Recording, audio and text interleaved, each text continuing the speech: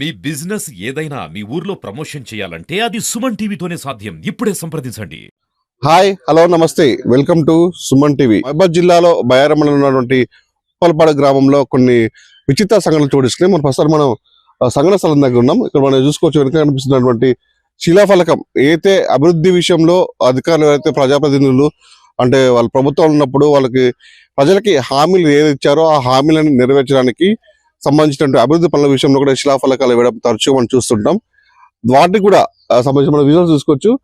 అంటే తెలంగాణ రాష్ట్ర ప్రభుత్వము సమగ్ర గిరిజనాభివృద్ధి సంస్థ ఏటూరు నాగారం గిరిజన సంక్షేమ ఇంజనీరింగ్ విభాగంలో అప్పుడు అంటే సుమారు 2023లో ఇటువంటి శిలాఫలకం మంత్రి అప్పుడు ఎవరైతే శ్రీమతి సత్యవతి రాథోడ్ గారు మంత్రిగా ఉన్నారు, గిరిజనాభివృద్ధి మహిళా మరియు శిశు సంక్షేమ శాఖ మంత్రిగా ఉన్నారు. అప్పుడు సుమారు అంటే 17,50,00,000 విలువతో ఇక్కడ నుంచి మామూలు ప్రాంతాల కంటే లక్ష్మీనరసాపురం నుండి అనంతరం వరకు రోడ్డు, గొల్లగూడెం నుండి అనంతరం వరకు మరొక road, beat road bridge, Lakshminarasapuram నుండి గౌరవం మరొక రోడ్డు, లక్ష్మీనరసాపురం నుండి ఉప్పలపాడు వయా జమలపల్లి. ఇది మొత్తం దీనికి సంబంధించినటువంటి మ్యాటర్. ఇదే మ్యాటర్ గతంలో అంటే మంత్రి సత్యవతి రాథోడ్ 2023 ఉన్నప్పుడు వీళ్ళందరూ ఎమ్మెల్యే హరిప్రియ నాయక్ వీళ్ళందరూ వచ్చి ఇక్కడ హంగు ఆర్బాట్లతో ఇక్కడ శంకుస్థాపన చేసి వెళ్ళిపోయిన సంగతి మనం చూస్తున్నాం. ఎలక్షన్స్ వచ్చాయి, వాళ్ళ ప్రభుత్వం పడిపోయింది. తర్వాత కూడా మళ్ళీ మంత్రి సీతక్క గారు వచ్చారు. సీతక్క సేమ్ టైం ఇది ప్లేస్ మారింది కానీ శిలాఫలకం మొత్తం మరో చోట సేమ్ ఇదే శిలాఫలకంతో వాళ్ళు కూడా ఇదే వాళ్ళకి బుట్టకి హామీలు ఇచ్చి వాళ్ళు కూడా ఇదే మాట మాయమాటలు చెప్పారు. మరొకసారి కూడా బట్టి విర్క మార్క వచ్చి కూడా సంబంధించిన ప్లేస్ లో కూడా తను శిలాఫలకం వేసి తను కూడా ఇనాగ్రేషన్ చేశారు. ఈ విధంగా తరచు 4 పర్యాయాలు కూడా సేమ్ శిలాఫలకం ఇదే శిలాఫలకానికి 4 దఫాలుగా వచ్చి కొబ్బరికాయలు కొట్టి హంగు ఆర్పాట్లతో వాళ్ళు ప్రజల సమక్షంలో దాన్ని ధూమ్ధామ్గా చేసిన పరిస్థితి.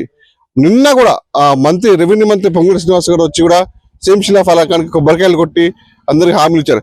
ఇంత జరుగుతుందా మరి హామీలు ఫలితం దక్కుతుందా? ఫలకాలు సరే మరి ఫలితం ఏమని చెప్పేసుకుంటున్నటువంటి గ్రామస్తులు మాత్రం చాలా ఆవేదన వ్యక్తం చేస్తున్న పరిస్థితి. ప్రస్తుతానికి మనం ఉప్పలపాడు గ్రామంలో కొందరు స్థానికులు ఉన్నారు. వాళ్ళు అడిగి తెలుస్తున్నా ఏం చేస్తున్నా ఏం జరుగుతుంది ఊళ్ళో శిలాఫలకాలు ఇస్తున్నారు, మరి ఫలితం వస్తుందా మరి వాటికి ఏమన్నా?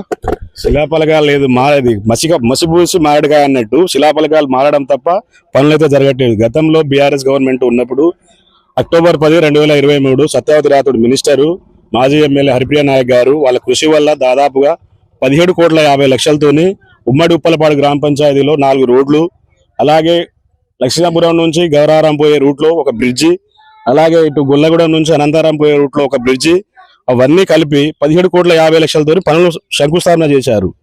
కానీ గవర్నమెంట్ మారడం వల్ల శిలాఫలకాలు మారినాయి. శిలాఫలకాలు మారడంతోనే ఇక్కడ రోడ్డు లేదు, ఏం లేదు. రోడ్డు గతంలో ఉప్పలపాడు నుంచి ఇట్లా రోడ్లు బీఆర్ఎస్ గవర్నమెంట్ ఉన్నప్పుడే శాంక్షన్ అయినాయి. ఉత్తి కంకర పోశారు కానీ బీటీ రోడ్డు వేయడం మర్చిపోయారు.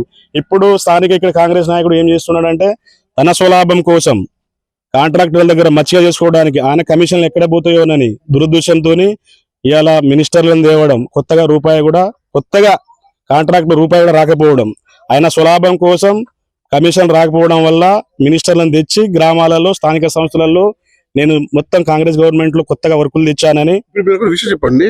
గతంలో 2023లో మంత్రి సత్యవతి రాథోడ్ ఉన్నప్పుడు సుమారు అంటే 17,50,00,000 నిధులు ఇచ్చారు. ఆ నిధులనే నిధులు తక్కువ చేశారా మళ్ళీ ఇచ్చారు? ఏమన్నా కొత్తగా ₹1 వచ్చింది లేదు. గతంలో సత్యవతి రాథోడ్ గారు ట్రైబల్ వెల్ఫేర్ మినిస్టరు, స్థానిక ఎమ్మెల్యే హరిప్రియ నాయక్ గారి వాళ్ళ కృషి వల్లనే వచ్చిన డబ్బులు తప్ప కాంగ్రెస్ గవర్నమెంట్ లో ₹1 కూడా వచ్చిన దాఖలాలు లేదు. ప్లస్ ఈ కాంగ్రెస్ గవర్నమెంట్ వచ్చిన తర్వాత పని స్టార్ట్ కాలే. అసలే బీఆర్ఎస్ గవర్నమెంట్ ఉన్నప్పుడే మెటల్ బోస్ వదిలేశారు తప్ప ఇప్పుడు కొత్తగా ₹1 ఇచ్చింది లేదు.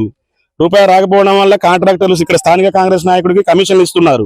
ఆ కమిషన్లు రాకపోవడం వల్ల ఇలా కొత్తగా మంత్రులను తెచ్చి గ్రామాలలో ఏదో నేను కొత్తగా పనులు తెచ్చాను, కాంగ్రెస్ కోట్లు వేయాలని స్థానిక ఎలక్షన్ లో పబ్బం గడపడానికి డ్రామాలు తప్ప కొత్తగా తెచ్చింది కూడా ఏమి లేదు. ఇదే పనులకి ఎంతమంది వచ్చారు నాయకులు ప్రజాప్రతినిధులు? గతంలో ఫిబ్రవరిలో పంచాయతీరాజ్ మినిస్టర్ సీతక్క గారు వచ్చారు. ఆమె లక్ష్మీపురం నుండి గౌరారం పోయే రూట్ కానీ కొత్తగా ఏదో శంకుస్థాపన చేశారు రోడ్డుకి 4.5 కోట్లని. ఆ 4.5 కోట్లు కూడా ఈ బడ్జెట్ లోనే వచ్చినాయి. మళ్ళీ బట్టి విక్రమార్క గారు సబ్ స్టేషన్ శంకుస్థాపన కోసం వచ్చినప్పుడు కొన్ని అనివార్య కారణాల వల్ల అక్కడ శంకుస్థాపన కోసం శిలాఫలకం పెట్టారు కానీ ఆయన వెళ్ళిపోయాడు రాకుండా. మళ్ళీ నిన్న పొంగులేటి శ్రీనివాస్ రెడ్డి గారు రెవెన్యూ మినిస్టర్ వచ్చి మళ్ళీ ఏదో కొత్తగా మేము 7 కోట్లు ఇచ్చినాం కాంగ్రెస్ గవర్నమెంట్ వచ్చిందని అబద్ధ మాటలు తప్ప కొత్తగా వచ్చిందైతే ఏమి లేదు. గత బీఆర్ఎస్ గవర్నమెంట్ ఇచ్చింది తప్ప కొత్తగా ఒక ఈ లోకల్ ఎమ్మెల్యే గానీ లోకల్ మినిస్టర్ గారు రూపాయి కూడా ఇచ్చింది దాఖలాలు లేవు. ఇప్పటికి ఎక్కడ పని అక్కడే ఉంది, ఎక్కడ వేసిన గొంగలు అక్కడే ఉంది, కొత్తగా అయితే ఏమీ లేదు. మళ్ళీ ఇప్పుడు ఈ ఇందిరమ్మ ఇల్లు అని కొత్తగా ఇప్పుడు గ్రామాలలో అరువులైన వారికి ఇల్లు ఇవ్వకుండా కాంగ్రెస్ పార్టీతో ఎవరైతే తిరుగుతున్నారో వాళ్ళకే కొత్తగా ఇల్లు ఇవ్వడం, బీఆర్ఎస్ పార్టీ నువ్వు నీకు ఇల్లు ఇవ్వడం, మీ బీఆర్ఎస్ పోయి అడుకోవడం చెప్పడం, ఇదైతే కరెక్ట్ కాదు. స్థానిక సంస్థల ఎన్నికల కోసం వాళ్ళ ప్రభావాలు పలుకోవడం తప్ప కొత్తగా అయితే ఏమీ లేదండి. మీరు చెప్పండి, అంటే శిలఫలకాలు వేస్తున్నారు, మరి వాటి ఫలితం దక్కర్లేదు, చుట్టుపక్కల రోడ్లు మొత్తం అంటే మట్టి తీలుండి, కంక తీలుండి, ఎట్లా చూసుకోవచ్చు మరి వీటిని? ఇట్లా అట్నే ఉన్నది, ఎక్కడ వేసిన గొంగడ అక్కనే ఉన్నది. గత ప్రభుత్వాలు జరిగిన పనే ఉన్నది, ఈ ప్రభుత్వాలు జరిగింది అయితే ఏం లేదు. అదే ముగ్గురు మంత్రులు వచ్చి శంకుస్థాపనలు చేసుడు తప్ప ఏం పని అయితే జరగలేదండి. ఫస్ట్ ఎవరు వచ్చారు, ఇప్పుడు నిన్న ఎవరు వచ్చారు శంకుస్థాపనకి? నిన్న పొంగులేటి శ్రీనివాసరెడ్డి గారు వచ్చారు. అదే శంకుస్థాపన, అదే రోడ్డు నిర్మాణం, అదే బ్రిడ్జిలు. ఇప్పుడు ముగ్గురు వచ్చి అదే శంకుస్థాపన చేసుడు. వర్క్స్ ముందు పోతున్నాయి, మరి సాగుతున్నాయి ఏమన్నా? ఎక్కడ వేసిన గొంగడ అక్కడనే ఉన్నది. అడగలేదు మీరు అధికారులు కానీ ప్రజాప్రతినిధులు అడగలేదు? అక్కడ పోతారు, మనకు పోలీస్ స్టేషన్ దగ్గర రానిట్టు, అధికారుల దగ్గర రానిట్టు, వాళ్ళు కస్టడీలో మేము పక్క పెడతారు, బందోబస్తులతో పక్క నెట్టేస్తారు. అడుగుతాను మరి ఇట్లుంటే ఎట్లా మరి? అంటే ముందు అభివృద్ధి ముందు పోతుంది కదా మరి. అభివృద్ధి కోసం అడుగుతాను, అడిగిననే పక్కకు పెడతారు. అడుగుతానికి పోతే అభివృద్ధి కోసం పోతే పక్కకు పెట్టి బీఆర్ఎస్ నాయకుడు వాళ్ళ దగ్గర రానిదని పక్కకు పెట్టిస్తారు. మీరు చెప్పండి, ఎలా ఉందండి పరిస్థితి అసలు ఇక్కడ? ఇప్పుడు వాళ్ళు ఏదైతే చెప్పారో అది 100% వాస్తవం. అక్షరం కూడా పొల్లు పోలేదు. వాళ్ళు చెప్పిన దానికి ఇక్కడ జరిగేదానికి ఎలాంటి సందేహం లేదు.